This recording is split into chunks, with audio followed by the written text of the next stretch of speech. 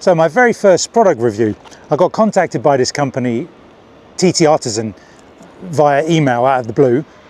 Never heard of them. I thought, first it's got to be a scam, surely. So I quickly Googled it to check it out, and totally legit. They said, would you review a product for us? And I said, sure. They showed me the product and I was like, what is that? A dot sight? Yeah, okay. And I thought maybe they'd just not bother. There was something about them going on holiday. So I was like, okay, well, I don't know what's going on here, but whatever. So I kind of ignored it for a little while. And then I got a package in the mail and it was from them. And oh, okay. So opened up the box, about that size.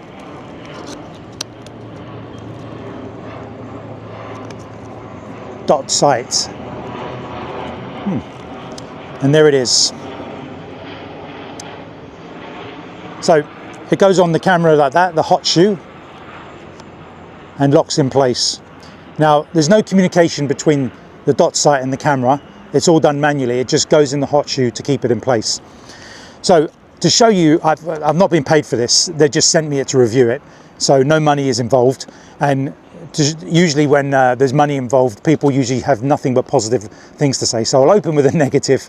You didn't send me a battery. It takes a CR2032, and you didn't send me one. I had to hunt deep into my man drawer to find one, but we found one in an old remote control, so we got going. But yeah, don't be so cheap next time. So a little bit of humor there, just to show we're having some fun, and this isn't a serious review that's been scripted. I'm just making this up as I go. So it's on the camera, and we're going to do a review here, crossness, video and photography. The light's a bit grim today, but they've been asking me if I've done the review yet, so it might not be in the best conditions, but let's get going.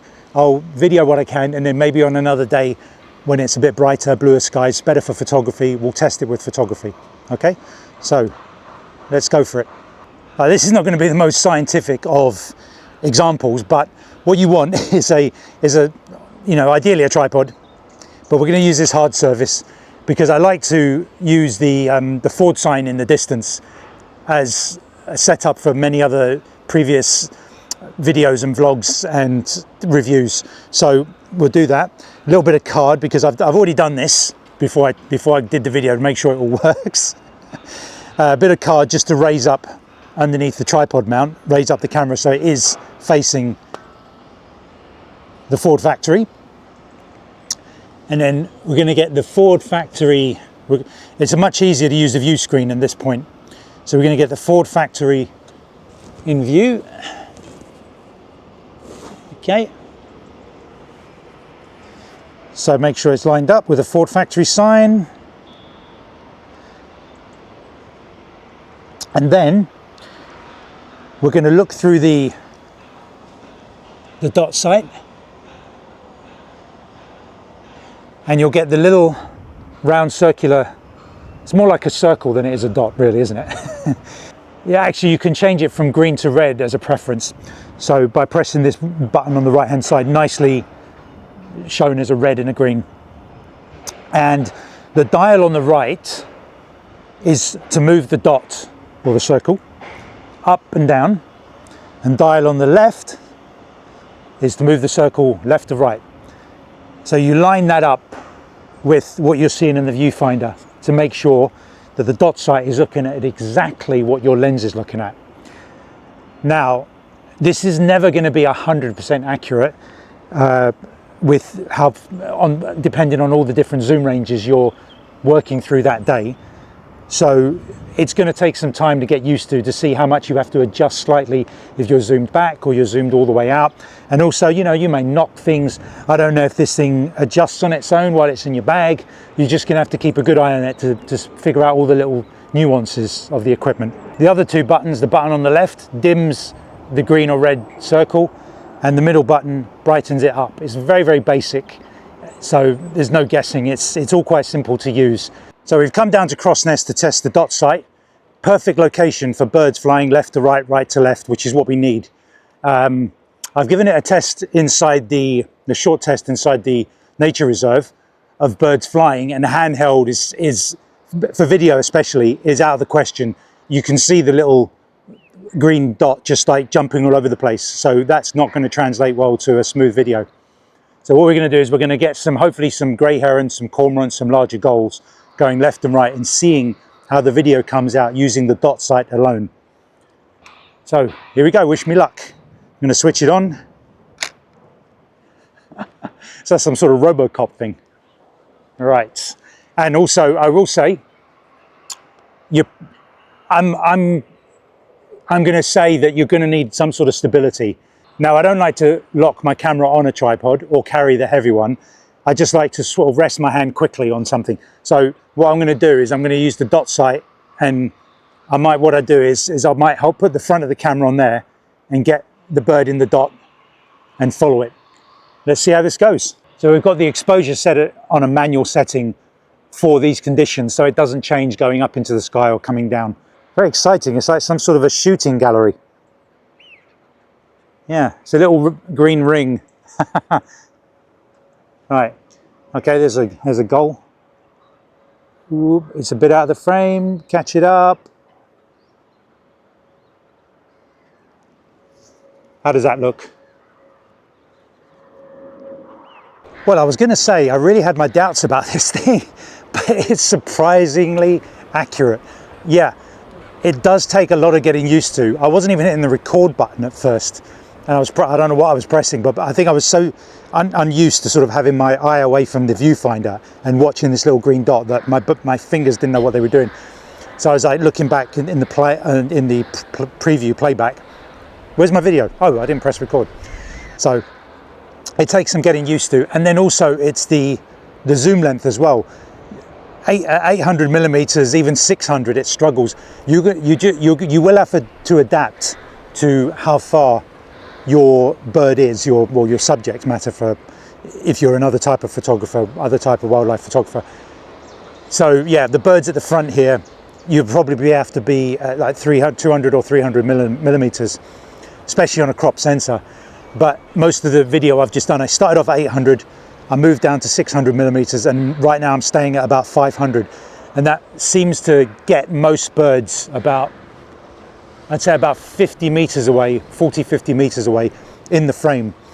And yeah, again, sometimes I think, oh, I've missed it, or I was a bit shaky as I was moving. No, the image stabilizer must have done a really good job of keeping it in the frame.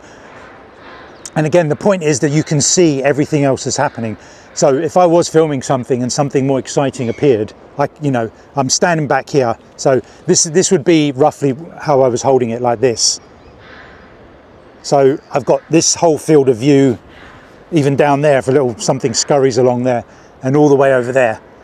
So, and also remember that the point is that, you know, look, there's a barrier there, there's a tree here, there are barges over there. So when your eye is in the viewfinder doing something and you're panning, you might forget or might not know that there's an obstruction that the bird is going to go behind you. So you'll know when to adjust for that, stop recording, you know, not bash your camera onto something that's on the left, I don't know. But yeah, it's taking some getting used to. But yeah, once it becomes like a muscle memory, I can see it being really handy, especially in a busy environment. If you're just looking at one bird or a couple of birds, there's not much else to point your camera at. But when there's a lot of action, right now I've had like cormorants going this way, grey herons going this way, I've had black-tailed godwits and redshank going that way, small birds, larger birds. So yeah, it will take muscle memory in time that, oh, that's a grey heron, I better go back to 400 millimeters. Or that's a redshank, I can go up to about 600 millimeters. Now, if you're looking for the viewfinder, you can probably push your luck a bit and go to the 800, knowing that you've got a bit more accuracy. So at this point, I haven't done it yet, the back button focus. I'm doing a vlog about that, how it works, particularly with video. And when I point the camera at a bird that's flying, obviously the camera might be being focused down here or over there. So you've got to remember to hit the back button focus and wait for the click. And I've got it on servo mode, but the click makes sure that whatever you've pointed at is the first thing it focuses on. And it should stay focused on that thing as long as there are no obstructions or a noisy background. Something clean like the sky or the water, it should have no problem staying on the target. So yeah, I mean, this. So if I point it out there and like that means you've got a lock, and hopefully, I mean, you will miss the bird sometimes, but all of those video clips, I was astounded it was that good. I mean, sometimes the bird went slightly out of frame, but for the whole, it got it. And obviously I've tested it in super slow-mo, 120 frames a second and 60 frames a second, and the bird just moving around if I just wanted to follow a bird slowly in the water. But obviously you're going to have more success the slower you go. So if you use the slow-mo and you only get 4 seconds, you know, you were moving around and the dot was wobbling all over the place, you could get 4 seconds of footage usable if you're filming at a really high frame rate. So yeah, more helpful as well, higher frame rate for slow-mo. But yeah, it's going to be definitely a bit of kit that I keep in my arsenal. So yeah, I don't know, the situation will come up when I'm like, I wish I didn't have to keep looking through my viewfinder. The Dot Sight, get it out your bag.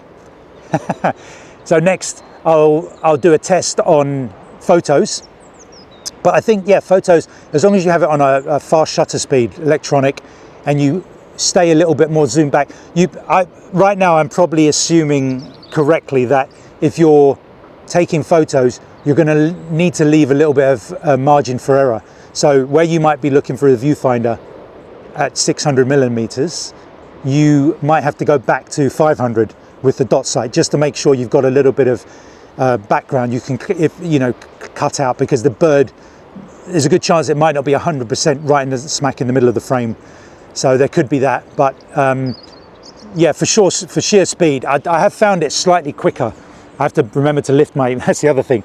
See, my Rode mic was on the top and it kept catching my hat every time I put my face to the viewfinder. So I thought, what am I going to do? Okay, I'll put it on the side, but now I've got this on the top. I'm going to have to remember to do that again. So when I lift it up and put it up, but yeah, I mean, I did do one, what was the bird? I think it was some godwit where I filmed them handheld. It came out okay, still usable. But you've just got to, sort of, get your wide stance and, firm up your lats, shoulders, and yeah, like a robot, like.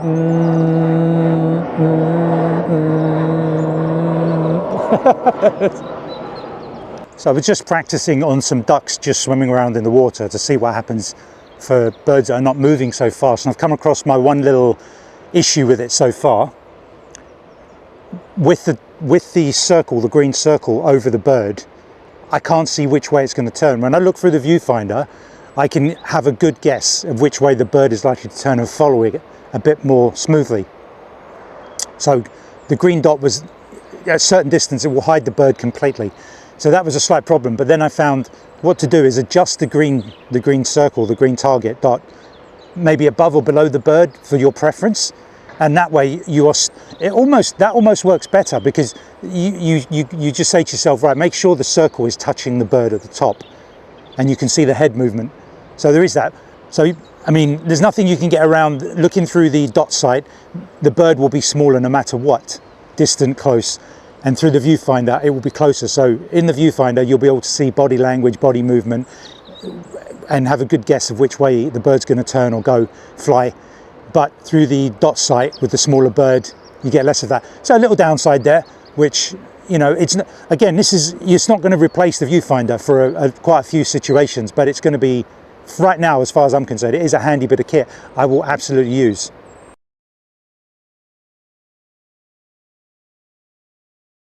Kingfisher, this hide at Seven Oaks, has given me insane. A couple of times it's landed on the branch and I've lifted my camera. I've got a bit of video, a bit of footage in 4K, tried switching to slow-mo, got it on a branch over there, and in between it's been landing there, and lift my camera, it's gone. It's been flying around, several passes, 2 of them. And this is where the dot, I was wondering, every time I've seen the fly past, I thought, there's no way I can lift my camera fast enough and look through the viewfinder. So how am I going to do this? I need to be able to see more of the lake so I can make sure I get the kingfisher in frame. How am I going to do that? Of course, the Dot Sight that I've just been given to test out. And it's been working. It's going to be one of my new favorite bits of kit. It's only a few seconds here and there, but I just have to point the green dot circle at the kingfisher. If I only get it in the frame for 1 second, cool, that gets multiplied to about 4 seconds.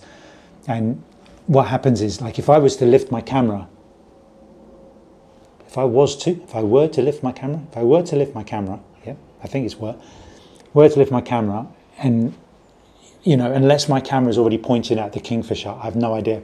But with the dot sight, I can use both my eyes and I can see and line up with the green dot much easier. All I've got to do is adjust the zoom. I can't go too far out because I will miss it, and I can't go too far back because it will be just a dot in the screen. But so far, I love this, yeah. It's brilliant for birds in flight that appear out of nowhere really quickly, and I just have enough time to quickly hit the focus button, the back button focus, and then I have to make sure with this camera I really press the record down hard, because I've pressed it sometimes and it's not hard enough, and by the time I press it again, I'm actually starting the recording, not stopping it, and I didn't get it.